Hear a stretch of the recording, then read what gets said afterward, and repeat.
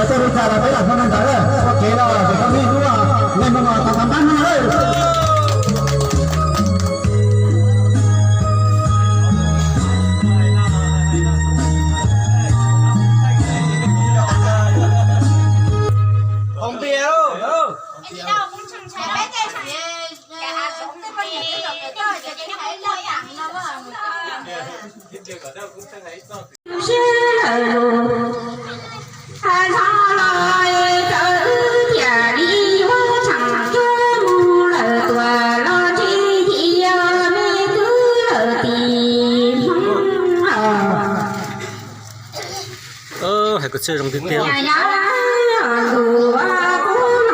lúc nói là lúc bên này lúc xe gì nữa bên sẽ là trong xe cho bọn lúc này à cái này mà lúc trong bên xe ô kia là sẽ là bọn này thì chỉ cả là hay có xe hay câu xe là sẽ là bọn này lúc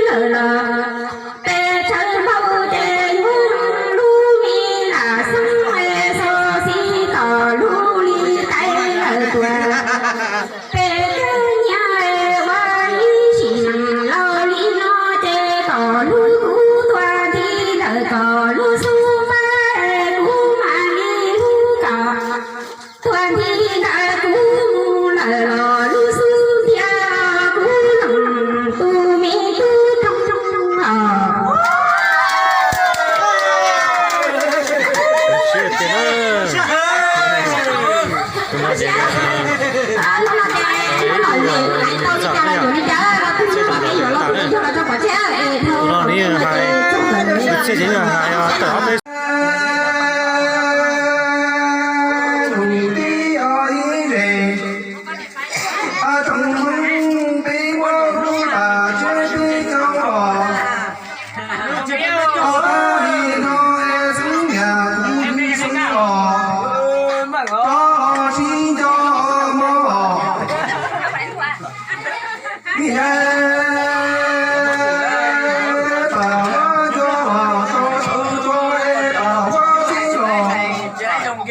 高兴节生呀，福生啊，高兴节么呀？那谁不知道说诶？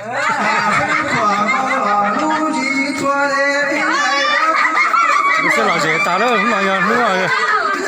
bên thì xe gì này, nhà con này nuôi nhỏ, cái xe tôi cầm cho lấy lúa trong mà, cái tôi cầm sắt con này lúa đã lúa giòn này.